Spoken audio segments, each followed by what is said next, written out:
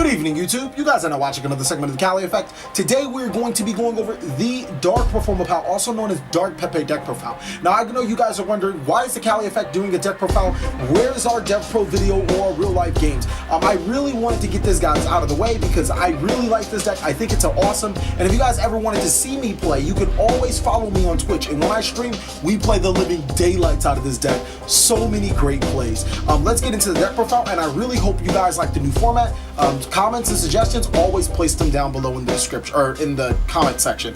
We're going to start off with 3 copies of Performapal Pendulum Sorcerer. Pinsork is the main card for the deck. With a special summon, you can destroy 2 cards you control to add 2 Performapal monsters from your deck to your hand. Its scale effect is also amazing. When you special summon, when you pendulum summon, I don't really use it that often. All your Performapal monsters gain 1,000 attack, so it really adds up, especially when you combo it with the next card I'm about to show you. Performapal Silverclaw, we run 3 copies, mainly for a couple of reasons. First, it's a Performapal monster. It's a 5 scale, which 5 scales sometimes aren't easy to get into, or higher scales aren't easier to get into.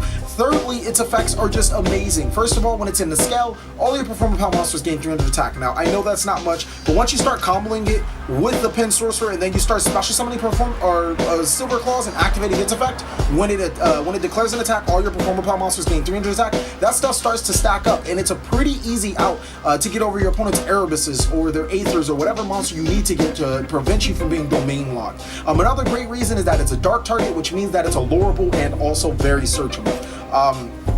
2 copies of Performapal Lizardraw. Lizardraw is awesome. I mean, literally, it's just an upstart goblin for the deck. If you control a Performapal card in your other Pendulum Zone, you destroy it and you draw a card. Its Pendulum, its regular monster effect is also pretty nice. When a monster is destroyed on your side of the field and you still control Performapal monsters, you can draw cards for the number of Performapal monsters that are on your field. So that's also awesome. Next is 2 copies of Guiding Ariadne, also called Ariana Grande. This card is essential for the deck because it allows me to abuse Pinsork's effect even further. Destroying Ariadne with Pinsork allows me to net a free counter trap from my deck to my hand. Also, when it's in the scale, I don't have to pay life points to activate any of my counter traps, so that's awesome. 2 copies of Eccentric Archfiend. This card is also a really good out of the domain cards and basically any of my opponent's monarch cards. When it's in a pen scale, I get to target 1 spell or trap card on the field and destroy it. And then when it's a monster, it's basically an exile force. I tribute it to destroy a monster on my opponent's side of the field. Next is Second Donkey. Second Donkey is very pivotal to this deck. The biggest thing is that you want to only activate it when you have scales on your side of the field, and always make it chain link to when you're summoning Pinsork and this card at the same time. What it does is basically it searches me my Pendulum monster that I need from my deck to my hand. There's really not much else to say after that. Armageddonite. This is where the deck starts to get more Dark PePe, because Armageddonite, when it's summoned, allows me to send the Dark monster from my deck to my graveyard. There's only 2 targets, but the deck is so consistent, it makes it pretty often.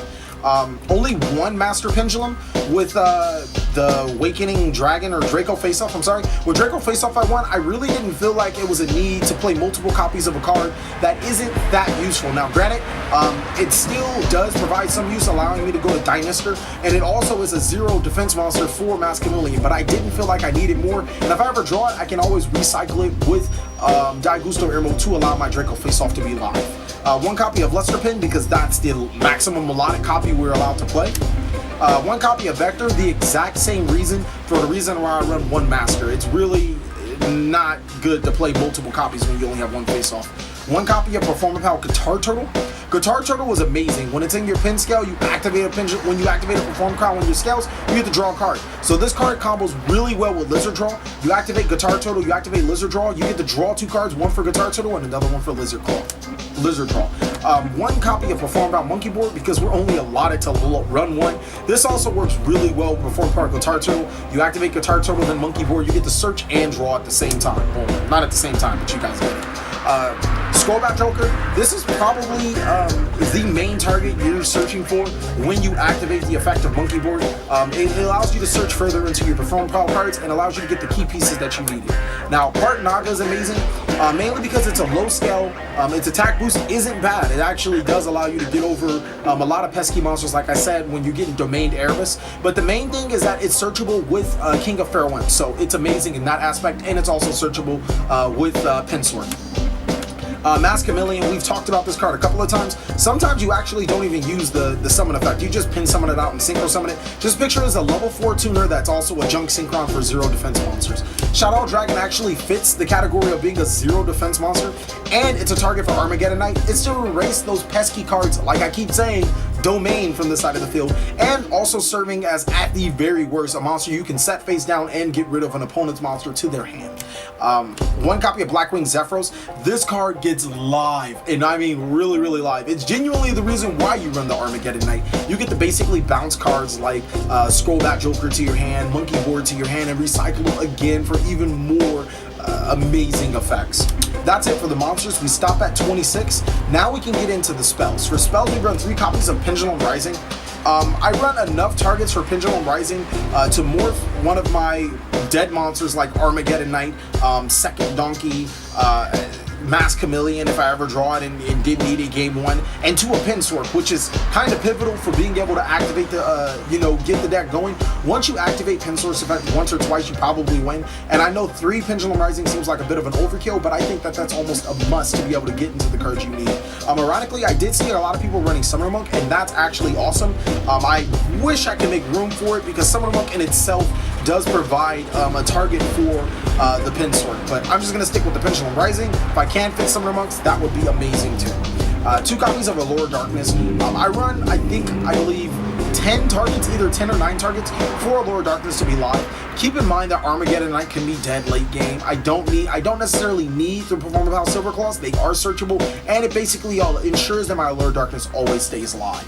Plus, we get into my combo cards. 1 Raigeki, this is very self-explanatory. I can just say Monarch, and you guys should automatically know. 1 Draco Face-Off would play more if it was limited at 1. I still do run Instant Fusion, and when you get it off, you win. I mean, it's just about. You Instant Fusion Norden to all these crazy plays, and you just further your shenanigans. So, the only reason why we're running 1 is because we only run 1 Norden, and 1000 Eyes Restricted isn't a great card. I mean, at least for this deck. 1 copy of Mystical Space Typhoon. I would love to run multiple copies, but you know, I pretty much have the Spell and Trap Destruction down pat. And 1 copy of Soul Charge. This card makes your plays even more ridiculous. You set up a whole bunch of Exceed or Synchro plays, and then you Soul Charge your monsters back, and then you go for more plays. More often than not, you're going to establish your board your opponent can't break. That's going to sum up for the spells. The traps are pretty obvious. 3 copies of Solemn Strike, 1 copy of Solemn Warning. Very searchable through Guiding Ariadne, also known as Ariadne Grande. That's it for the main board. Now we can get on to the extra deck.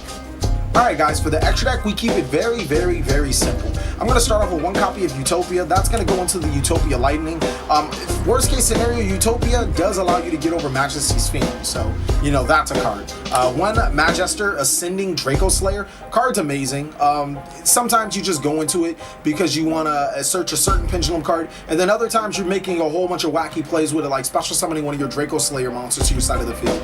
King of the Feral Imps is more often than not the first monster you go into, just because it allows you to be comfortable with an Exceed monster that actually nets you some sort of advantage. 1 Castell. Castell is love, Castell is life. 1 Dimer Direwolf, that's almost obvious. Honor Arc is obvious too. Daiguster Emerald is, I mean, nothing less than amazing in this deck.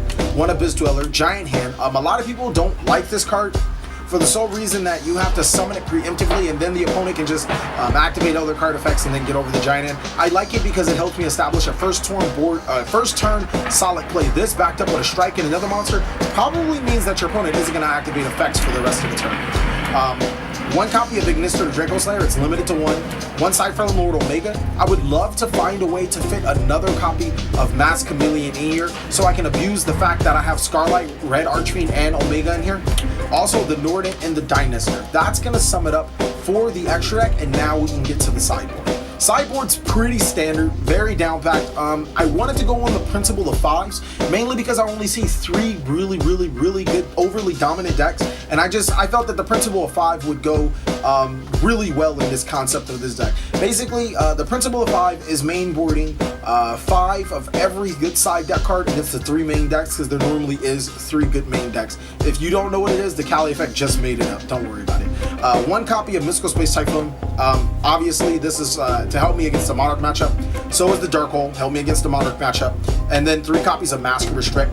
that's basically my 5 that I side against Monarchs. The biggest reason why is because if I go first, Master Restrict is normally going to help me establish that first turn thing where they can't treat me something, they basically can't play Yu-Gi-Oh! Dark Hole, Mystical Space Typhoon, and my other cards that I main board in the Monarch deck, or in my deck for Monarchs, allow me to go, if I'm going second and they already established their board and I need to get rid of it.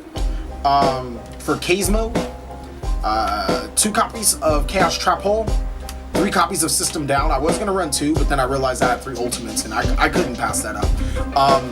System Down is outright amazing, especially when you're going second. They make a big Cosmo board, and you're just like, blah, blah, blah. If you're going first and you need not only a searchable card through Guiding Ariadne, you don't have to pay the life point cost. Chaos Trap Hole is probably the best thing since Sliced Bread against the deck. And then the last Principle of 5, 3 Flying Sea, and 2 Maxi. Now all of them are hand traps, so it doesn't really matter if you go first or second as long as you don't draw multiple copies of them.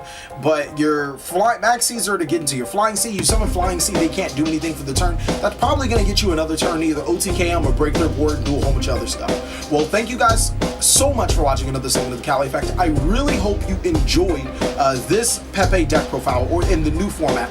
Also, if you guys are looking for product to protect your cards, like the ultimate product, because it's kind of in their name, Ultimate Guard is definitely the way to go. Once again, thank you guys so much for watching. If you want to see me play this deck, you can always follow me on Twitch. Please like, comment, subscribe, but most of all, enjoy.